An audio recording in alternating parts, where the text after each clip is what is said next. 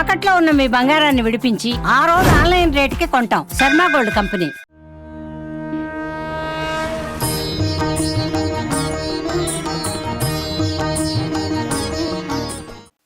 గమనించే ఉంటారు ఈ పాటికి. కానీ మళ్ళీ ఇంకొకసారి గుర్తు చేస్తున్నాను భక్తుల సౌకర్యార్థం. ఈ పాసురాల్ని ఈ నెల అంతా, ఈ మాసం అంతా గూడా మనం పాసురాల్ని సేవించుకుంటూ ఉన్నాం కాబట్టి, ముందు రోజు సాయంత్రమే ఈ పాసురంకి సంబంధించిన వీడియో రిలీజ్ చేయడం జరిగింది. మరుసటి రోజు ఉదయం చక్కగా స్నానం చేసిన తర్వాత స్వామి ముందు కూర్చొని మీరు ఈ పాసురాల్ని విన్నా కూడా అంతే ప్రయోజనం ఉంటుంది. కాబట్టి అప్పటికప్పుడు మీరు వెతుక్కుని కంగారు పడకుండా ముందు రోజు సాయంత్రమే ప్రతిరోజు మరుసటి రోజుకి సంబంధించినటువంటి ఒక పాసురాన్ని విడుదల చేయడం జరుగుతుంది. అండ్ మరి ఇవాళ 5వ పాసురానికి చేరుకున్నాము. 5వ పాసురానికి సంబంధించిన విశిష్టత అడిగి తెలుసుకుందాం. వైష్ణవ సాంప్రదాయ ప్రచారకురాలు పద్మజ రామానుజదాస్ గారు ఉన్నారు. అమ్మ నమస్కారం. నమస్తే అండి. ఈ మొదటి 5 పాసురాలు కూడా ఈ తిరుప్పావై వ్రతానికి పూర్వరంగంగా చెప్తారు. ఈ 5 పాసురాలలో భగవంతుడు వేంచేసి ఉండేటువంటి 5 స్థానాలను కీర్తిచ్చింది గోదమ్మ అని చెప్తారు పెద్దలు. పర, వ్యూహ, విభవ, అంతర్యామి, అర్చావతారాలు. ఆ స్వామి పరము అంటే వైకుంఠంలో ఉంటాడు. మొదటి పాసురంలో శ్రీమన్నారాయణుడే మనకు అనుగ్రహిస్తాడు ఫలితాన్ని అని చెప్పింది. ఆ నారాయణుడు ఎక్కడుంటాడు? వైకుంఠ నారాయణుడిగా పరమపదంలో ఉంటాడు. ఆయన కీర్తించింది. 2వ పాసురంలో క్షీరాద్రినాథ అంటూ కీర్తించింది. అంటే పాలకడిలో ఉన్నటువంటి ఆ స్వామిని గురించి కీర్తించింది. 3వ పాసురంలో వామనుడుగా వచ్చి త్రివిక్రముడుగా పెరిగిన ఆ స్వామిని కొలుద్దాము, ఆయన పాటను, ఆయన నామాన్ని పాడుదామనంది. అంటే అవతారాల వైభవాన్ని కీర్తించింది.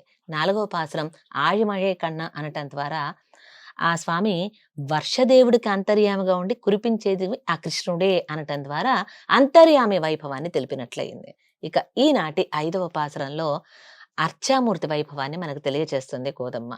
శ్రీకృష్ణ పరమాత్మగా స్వామి అవతరించి మధురలోనూ వేంచేసి ఉన్నాడు. నాయకుడుగా మధురకు రాజుగా వేంచేసి ఉన్నాడు.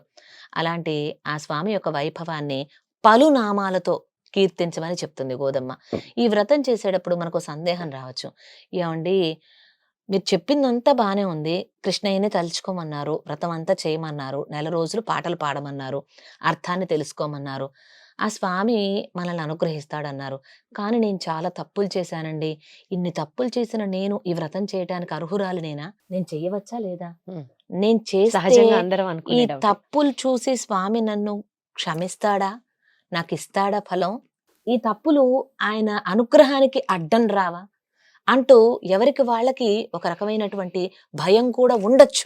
అలా భక్తుల్లో ఉండేటువంటి భయాన్ని తొలగిస్తూ మీ పాపాలు మీకేమి అడ్డు రావు, అడ్డు రాకుండా ఉండాలంటే ఆ స్వామి నామాన్ని చెప్పండి. ఆటోమేటిక్గా మీ పాపాలన్నీ పోతాయి. భగవంతుణ్ణి చేరుకోవడానికి అడ్డుగా ఉండేవి మన పాపాలే.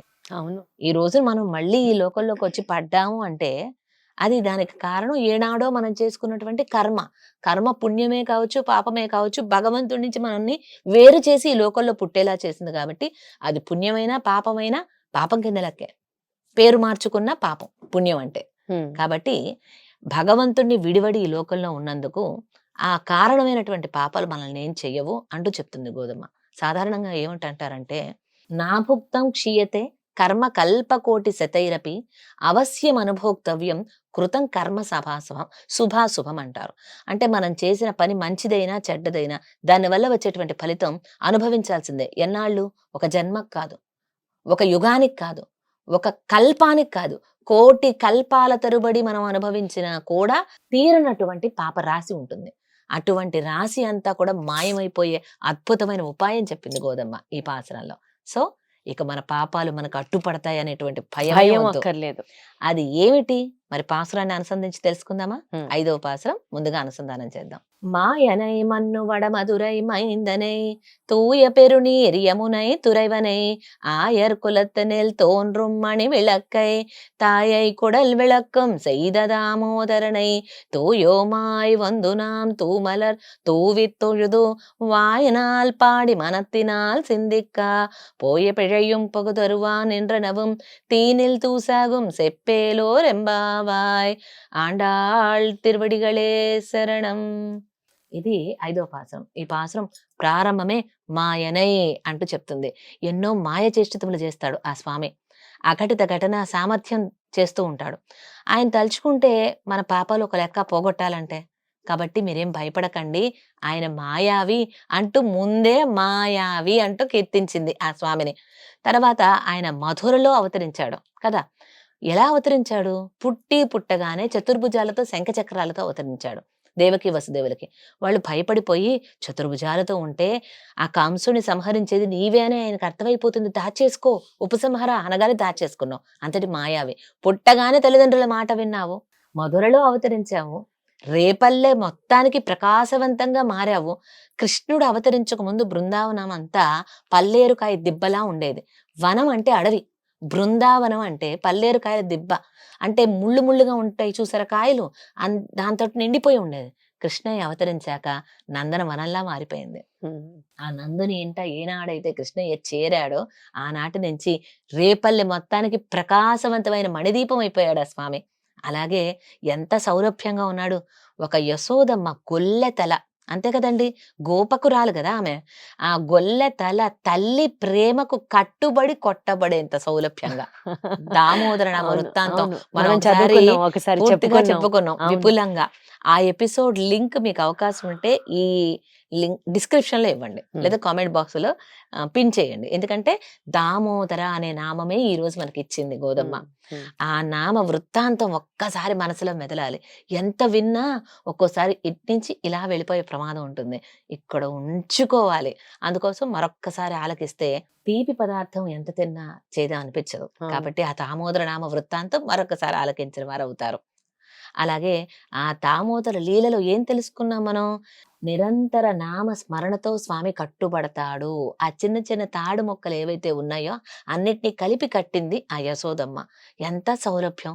ఒక తల్లి ప్రేమకి, ఒక గొల్లె తలకి కట్టుబడి కొట్టబడ్డాడే, అంత గొప్పవాడే స్వామి అంటూ ఆ స్వామిని గురించి కీర్తించండర్రా. ఎలాగో తెలుసునా? వాయినాల్ పాడి మనత్తినాల్ సిందిక్క అంటూ మనసా వాచ కర్మణ స్వామి నామాన్ని చెప్పమంది. నోరారా స్వామి నామాన్ని చెప్పండి. దామోదర చక్కగా, దాంట్లో ఏమైనా ఒత్తులు ఉన్నాయా, పొలులు ఉన్నాయా? చాలా సుకరంగా ఉంది నామం. దామోదర ఆ నామం చెప్పండి. మీకు ఇష్టమైన నామం చెప్పండి. అమ్మ కూడా అనేక నామాలు చెప్పింది. మాయనే, మన్ను వడమధురై మైందనే, ఆ యమునై తురైవనే, యమునా తీర విహారి అని కృష్ణయ్యకే ఒక గుర్తింపు కూడా తెలుసా. ఎప్పుడు చూడు యమునా నది ఒడ్డున గోపబాలులతో ఆడుతూ ఉంటాడు, రాత్రిపూట గోపికలతో చక్కగా రాసక్రీడలాడుతూ ఉంటాడు. ఎప్పుడు కేర్ ఆఫ్ అడ్రస్ ఏదంటే యమునే. యమున ఎంత గొప్పదంటే వేరే ఏ నదికి దక్కనటువంటి ఒక భాగ్యం యమునకు దక్కింది. యమున తీరాన స్వామి ఆడుకున్నాడు. అంత మాత్రమే కాదు, యమునా నది నీటిని అలా నోటిలోకి తీసుకుని పుక్కిలించి మనలా ఊశాడు. అంటే స్వామి తిరు అధరాలను తాకి ఆ తిరుమేని లోపలికి వెళ్ళి మళ్ళీ బయటకు వచ్చిన భాగ్యం యమునకు దక్కింది. అంత గొప్ప భాగ్యం యమున. భగవంతుడు శ్రీమన్నారాయణుడు పరమపదం నుంచి భూమి మీదకి శ్రీకృష్ణుడిగా అవతరిస్తుంటే విరజా నదిగా యమునా నదిగా వచ్చిందట. అందుకే రామచంద్రమూర్తి అవతరించినప్పుడు అయోధ్యని గురించి చెప్తారు గాని సరయూ నదిని గురించి ఎక్కడ గొప్పగా చెప్పరు. యమునా నదిని గురించి మాత్రం చాలా గట్టిగా చెప్తారు. ఎందుకంటే ఆయన రాముడు రాజుగా ఆటలాడటం అన్ని చేయలేదు, డాంబికంగా దర్పంగా ఉన్నాడు స్వామి. ఈయనేంటి ఎప్పుడు యమునా నది ఒడ్డునే ఆడుతూ ఉండేవాడు. అదొక స్వరూప నిరూపకంగా ఆయన ఎప్పుడు అక్కడే ఉంటూ ఉండేవాడు. ఇంట్లో లేడు అంటే యమునా నది ఒడ్డునే అలా ఉండేవాడు. ఇక మధుర ఎంతో గొప్పది. మనకి మధుర అనేక యుగాలను కూడా చూసిందండి. ఇప్పటికిప్పుడు వచ్చింది కాదు. మధుర నగరంలోనే వామనుడు సిద్ధాశ్రమాన్ని నిర్మించుకొని అక్కడ ఉన్నాడు కొన్నాళ్ళు వామనమూర్తిగా కృతయుగంలో. త్రేతాయుగంలో వచ్చేటప్పటికి శత్రుఘ్న నాళ్వాన్ లవణాసురుని సంహరించిన తర్వాత ఈ మధురని రాజధానిగా చేసుకొని ఏలాడు కొన్నాళ్ళు. కృష్ణ పరమాత్మ అవతరించింది మధురలోనే. అటువంటి గొప్పది మధుర, ఆ యమునా నదీ తీరాన. అటువంటి ఆ పురాధీసుడు అంటూ చెప్పుకోవచ్చు. మధురాపురాధీసుడు, యమునా తీర విహారుడు, దామోదరుడు యొక్క నామాన్ని నోరారా పాడండి, మనసారా స్వామిని తలుచుకోండి, చేతులారా స్వామికి నమస్కారం చేయండి, అంజలి ఘటించండి అంటూ చెప్తుంది. అంజలి పరమాముద్ర క్షిప్రం దేవం ప్రసాది అని ఒక్కసారి అంజలి చేయగానే ఆ స్వామి కరిగిపోతాడు నీరులాగా, మన పాపాలన్నీ పోగొడతాడు. ఎలాగో తెలుసా? పీనెల్ తూసాగం. ఇంత పెద్ద దూది చిన్న నిప్పు కణం మీద పడింది అనుకోండి, ఏమవుతుంది? మొత్తం కాలిపోయి బూడిద కూడా మిగలదు. అలాగే మన పాపరాశి ఎంత పెద్దదైనా ఎప్పుడైతే స్వామి నామం చెప్తామో ఆ నామం అగ్ని లాంటిది, మన పాప రాశిని మొత్తాన్ని దగ్ధం చేసేస్తుంది. చెప్పు అంటే చెప్పు అంటుంది. ఏలోరెంబాబాయ్ కాబట్టి నామాన్ని చెప్పమని గోధుమ పదే పదే చెప్తుంది. ఇక నుంచి ప్రతిరోజు ఎవరి ఇష్ట దైవాన్ని స్మరించుకుంటూనో ఇష్టమైన ఒక నామాన్ని తీసుకొని, లేదా గోధుమ ఆనాటి పాసురంలో చెప్పినటువంటి నామాన్ని ఈ రోజు చెప్పుకుంటే ఉదాహరణకి దామోదర అని చెప్పొచ్చు, యమునా తీర విహార చెప్పొచ్చు. అంత పెద్దది ఎందుకంటే దామోదర. దామోదర. చక్కగా దామోదర నామాన్ని ఎలా త్రికరణ శుద్ధిగా మనస వాచ కర్మణ స్వామి నామాన్ని చెప్తే మన పాపాలేవి మనల్ని దహించి వేయవు. ఆయన నామమే ఆ పాపాలను దహించి వేస్తుంది. ఇది విశ్వసించండి అని చెప్తుంది గోధమ్మ. ఎంత స్ట్రాంగ్ గా చెప్తున్నారంటే ఒక నామం తలిస్తే చాలు మనం చేసిన పాపాలన్నీ కూడా కొట్టుకుపోతాయి అన్నది. కేవలం త్రికరణ శుద్ధితో ఆ స్వామిని జపిస్తే ఇంకా మనకి ఏ భయము లేదు, ఎవరి తోడు అవసరం లేదు. తిరుప్పావై పాటలు కూడా రానవసరం లేదు, మంత్రాలు రానవసరం లేదు, అవసరం లేదు. పూజ చేయాల్సిన పనే కూడా లేదు. నామం చెప్తే నామం చాలు. చెప్తే చాలు. ఎంత గట్టిగా ప్రతి పాసరంలో చెప్తున్నారు ఆవిడ. అద్భుతం అమ్మ. ఆండాళ్ తిరువడిగళే శరణం. ఆండాళ్ తిరువడిగలే శరణం. సర్వం సర్వం శ్రీకృష్ణార్పణమస్తు. శ్రీకృష్ణార్పణమస్తు.